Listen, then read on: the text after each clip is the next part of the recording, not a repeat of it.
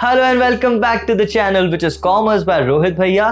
तो ये वीडियो है हमारे क्लास 12th के छात्रों के लिए जिनके हाफ ईयरली एग्जाम्स आने वाले हैं और आने क्या वाले हैं, आ गए आ गए। और अगर किसी के एग्जाम्स में अभी 10-12 दिन बचे हुए तो आपके लिए ये वीडियो नहीं है, ये वीडियो है last minute tips for upcoming exams. अगर आपके एग्जाम में 10-12 दिन बचे हैं तो ये वो वीडियो है जो आपको देखना चाहिए। आप 10 डेज स्ट्रेटेजी फॉलो करो, आपको इस वीडियो की जरूरत पड़ेगी ही नहीं। ठीक है, तो अगर आपके एग्जाम में 10-12 दिन है, गो फॉर दिस वीडियो। और अगर कल परसों नरसों 3-4 दिन में ही एग्जाम है, then this video is for you. तो वीडियो स्टार्ट करने से पहले मैं तुम्हें एक चीज बता दूं कि ये जो अपकमिंग हाफ ईयरली एग्जाम्स है ना, अगर तुम इनका स्ट्रेस ले रहे हो तो वो तो बिल्कुल मत लो। क्यों? क्योंकि देखो पहले तो, और अगर कोई सोच रहा है ना कि ये मैं एग्जाम्स नहीं दूंगा, नहीं, ये गलती तो आप करना ही मत।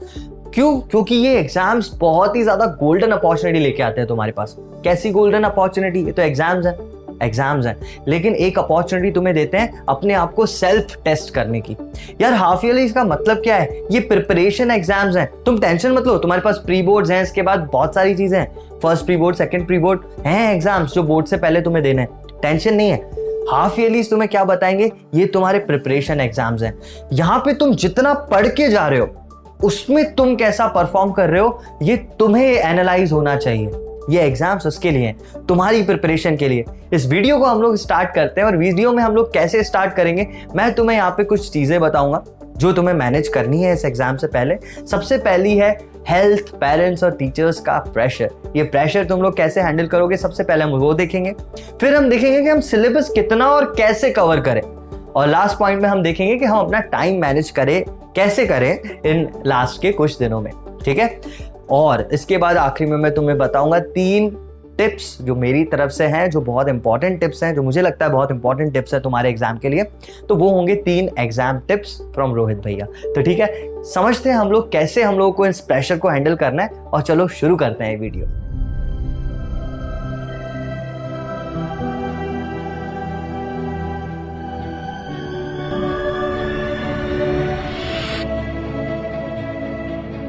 तो सबसे पहली चीज जो हम शुरू कर रहे हैं वो है हम अपना प्रेशर कैसे हैंडल करें। ये जो स्ट्रेस हमें हो रहा है एग्जाम का, हम इससे बाहर कैसे निकलें।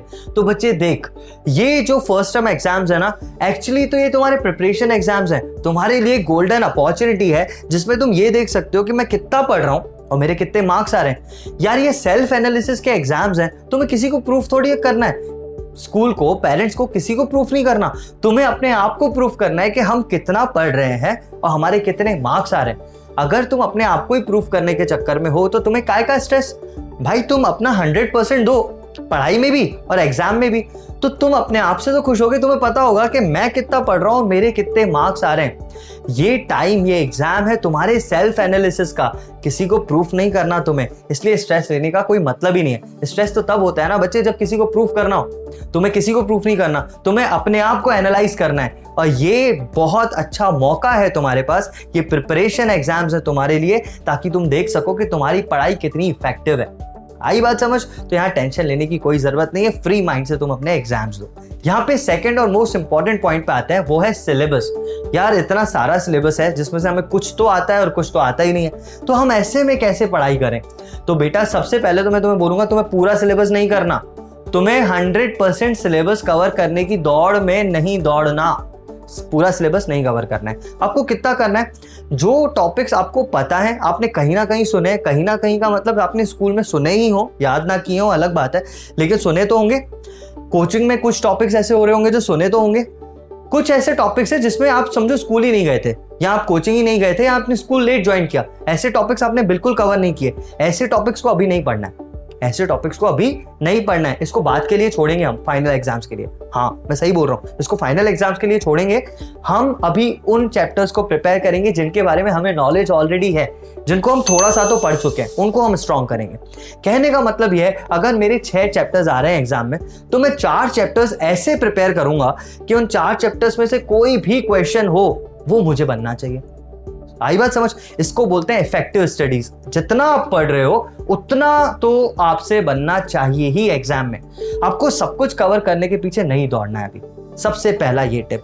दूसरा, सिलेबस के अंदर ही एक चीज मैं बता देता हूं बेटा, यहाँ पे सब लोग हम नोट्स से याद करेंगे, है ना। हमारे पास नोट्स होंगे, हम पूरे नोट्स याद करेंगे। हम सबसे बड़ी गलती क्या करते हैं, हम क्वेश्चंस नहीं देखते। तो बच्चे सेकंड पॉइंट मैं तुम्हें ये बोलना चाहूंगा, तुम नोट्स याद करो ठीक है, लेकिन उन नोट्स में से क्वेश्चंस कैसे बन रहे हैं वो तुम्हारी प्रायोरिटी होनी चाहिए।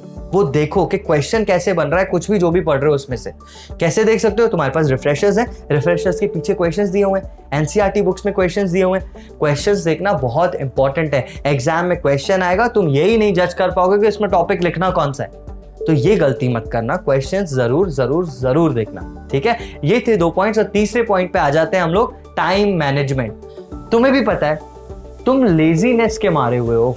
ऐसा नहीं है कि तुम्हारे पास टाइम नहीं है, कोई काम है, ऐसा कुछ नहीं है। तुम्हारे पास लेजीनेस है, और ये लेजीनेस आ कैसे रही है? प्रोक्रास्टिनेशन से।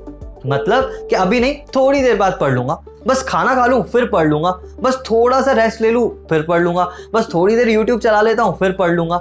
ये चीज नहीं करनी है, एटलीस्ट लास्ट के 3 दिन में तो बिल्कुल नहीं। अभी आपको क्या करना है, अगर आप ये वीडियो देख रहे हो, ये वीडियो रखने से आपको रखने के बाद जस्ट 1 घंटा पढ़ाई करनी है। कितना? 1 घंटा। बच्चे तेरे दिन में कितने घंटे? 24 घंटे होते हैं। तुम 8 घंटे सोते हो, 2 घंटे में तुम्हारे रोजमर्रा के लिए कामों के लिए निकाल देता हूं, ठीक है। उठना, खाना पीना, नहाना, 2 घंटे उसमें गए। 2 घंटे और ले लो लेजर टाइम, 8, 2 और 2 12 घंटे। उसके बाद भी 12 घंटे हैं तुम्हारे पास। इन 12 घंटे को अच्छे से यूटिलाइज करना है। कैसे? हमको प्रोक्रास्टिनेट नहीं करना कि हम थोड़ी देर बाद पढ़ लेंगे, ये नहीं करना। आपको सिर्फ और सिर्फ एक टाइम मैनेजमेंट टिप मैं दे रहा हूं, वो ये है कि ये वीडियो रखने के बाद 1 घंटा पढ़ाई करनी है। यही माइंडसेट बनाओ कि सिर्फ 1 घंटा पढ़ना है और अभी अपने बुक्स उठाओ। इससे क्या होगा, तुम्हारे मेंटली एक चीज डेवलप होगी जिसको बोलते हैं मोटिवेशन। कैसे मोटिवेशन डेवलप होगा कि बच्चे तू 1 घंटा पढ़ेगा तो अपने आप को तो प्रूव करेगा कि एक तो अपने आप से मैंने बोला कि मुझे ये 1 घंटा देना है और मैंने दिया भी, तो यू विल बी मोटिवेटेड कि हाँ मैं अपने आप की बात तो मानता हूं एटलीस्ट, है ना। जो तुम पढ़ोगे, तुम 1 घंटे में कुछ ना कुछ तो पढ़ोगे, तुम्हें एक कॉन्फिडेंस बिल्डअप होगा कि हाँ यार मैं पढ़ रहा हूँ, मुझे समझ में भी आ रही है चीजें। तो तुम अपने आप अपने बाकी के 11 घंटे प्लान कर सकते हो कि तुम्हें कब कैसे बैठना है। बस ये मेरे कहने का मतलब है, प्रोक्रास्टिनेट अभी मत करो कि अभी नहीं थोड़ी देर बाद पढ़ लेंगे, वो अब मत करो, ठीक है। अभी जैसे ये वीडियो खत्म हो रहा है, इसके बाद 1 घंटा लग जाओ पढ़ाई में, ठीक है।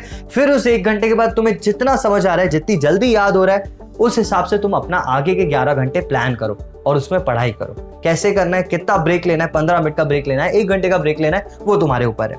लेकिन अभी बैठो, प्रोक्रास्टिनेट मत करो, बाद में कर लेंगे, वो बाद में कभी नहीं आएगा। सुबह उठ के पढ़ लेंगे, सुबह होगी ही नहीं। रात को लेट पढ़ लेंगे, वो रात नहीं होगी। तुम्हें अभी पढ़ना है। आई बात समझ? Don't procrastinate, that is all. इतनी सी ये बातें थी। अब आते हैं 3 गोल्डन टिप्स जो मैं तुम्हें देना चाहता हूं। बच्चे ये तो लिख लो तुम, ये जो मैं अभी बता रहा हूं ना, ये तो चीजें तुम्हें फॉलो करनी ही है, कुछ भी हो जाए। सबसे पहली बात, don't rush to complete your backlogs. अगर तुम्हारे पास बहुत सारे बैकलॉग्स हो गए, बहुत सारा कोर्स छूटा हुआ है, नोट्स नहीं लिखे थे, ऐसी सारी चीजों को अभी बैठ के कंप्लीट करने का कोई समय नहीं है, ठीक है। अभी आपके पास जितने नोट्स हैं, जो बुक्स हैं, उनमें से ही पढ़ना है आपको। ना अपने दोस्तों को परेशान करो उनके नोट्स लेके, ना तुम खुद परेशान हो, क्योंकि बच्चे अभी समझ में नहीं आने वाले। अभी सिर्फ वो चीजें समझ में आने वाली है जो तुमने ऑलरेडी पढ़ा है। तो अभी अब उस रश में मत रहो कि हमें अपने बैकलॉग्स कंप्लीट करने हैं। Alright, don't run for your backlog, सबसे पहला tip. Second tip is don't feel stressed. Stress में रह के एग्जाम नहीं दिया जाता। और स्ट्रेस होता कब है? जब हमको किसी को प्रूफ करना हो कि हमारे कितने मार्क्स आ रहे हैं। मैंने तुम्हें सबसे पहले ही बता दिया, तुम्हें किसी को प्रूफ नहीं करना, तुम्हें अपने आप का पोटेंशियल रियलाइज करना है। तो किस चीज का स्ट्रेस बच्चे? तू खुद पढ़, जितना मैक्सिमम तुम पढ़ सकते हो तुम उतना पढ़ो, एंड उसको एग्जाम में लिख के आओ। तुम अपने आप को प्रूफ कर रहे हो, कोई स्ट्रेस होगा ही नहीं। तुम आज से अपनी मेहनत करो। तुमने कुछ नहीं भी पढ़ा है ना, तो भी तुम्हारे लिए 3 दिन बहुत है। तुम पढ़ो उस 3 दिन में, और अपने आप जितना पढ़ रहे हो ना, सिर्फ उतने पार्ट को 100% एफिशिएंसी से लिख के आना है एग्जाम में। ये चीज डिसाइड करो अपने मन में, कोई स्ट्रेस नहीं होगा, ठीक है। ये था दूसरा टिप। और लास्ट है, learn to leave the question in exams. ये मैं क्या बोल रहा हूँ, लीव द क्वेश्चंस? हाँ, learn to leave the questions. बेटा हर क्वेश्चन तुम्हारे लिए नहीं बना, और हर क्वेश्चन क्रोनोलॉजिकली करने के लिए भी नहीं बना। क्या मैं बोल रहा हूं, इसका मतलब 1 से लेके 10 तक समझो क्वेश्चंस हैं। इसमें से बेटा जरूर 3rd क्वेश्चन ऐसा होगा जो तुम्हारा टाइम ज्यादा लेगा, और वो तुम्हें करते करते समझ आ जाएगा कि यार ये कैलकुलेशन बहुत टफ है, यहाँ पे तो ग्राफ बनाना है, यहाँ तो डायग्राम बनाना है। ऐसे क्वेश्चन को तुम्हें नहीं करना मतलब ऐसा नहीं कि छोड़ देना है, उसको पहले क्रोनोलॉजिकल ऑर्डर में नहीं करना। अगर आपने 1, 2 क्वेश्चंस कर लिए, 3 को स्किप करो, 4th करो, 5th करो, 6th करो, 7th करो, सारे हो जाने के बाद 3rd को अटेम्प्ट करो। इससे क्या होगा? 2 फायदे। सबसे पहला तो अगर ये बड़े क्वेश्चंस हैं, बड़े कैलकुलेशंस हैं, अगर इनका आंसर नहीं आता ना, तो अपन वैसे ही हार मान जाते हैं कि अरे यार अच्छा नहीं हुआ, ठीक है, और टाइम भी बहुत ज़्यादा वेस्ट कर चुके होते हैं। तो ये हमको बचाएगा उस चीज़ से, मतलब हम मोटिवेटेड रहेंगे कि हाँ जितना कर रहे हैं अच्छे से कर रहे हैं। दूसरा, टाइम बहुत ज़्यादा बचाते हैं ये क्वेश्चंस। कैसे? अगर सोचो तुमने बहुत अच्छी तरह मेहनत करके तुमने इसका आंसर ला भी दिया, सही आंसर आधे घंटे में, तो बेटा ये क्वेश्चन तो 8 मिनट का था ना, तुमने इसमें 22 मिनट तो वैसे ही वेस्ट किए हैं। तुम वैसे भी अपने 22 मिनट में जो तुम कर सकते थे वो मार्क्स अपने वेस्ट कर ही रहे हो। टाइम मैनेजमेंट बहुत ज़्यादा इफेक्टिव तरीका है एक एग्जाम में अच्छे मार्क्स स्कोर करने का। और टाइम मैनेज कैसे करना है? Learn to leave the question. सारे क्वेश्चन क्रोनोलॉजिकली सॉल्व नहीं करने, जिन क्वेश्चंस में ज्यादा कैलकुलेशंस है उसको लास्ट में करेंगे। तो यही कुछ बातें थी जो मुझे तुम्हें बतानी थी, यही कुछ टिप्स थे जो आई होप तुम अगर फॉलो करोगे तो बहुत अच्छे मार्क्स से तुम पास हो जाओगे।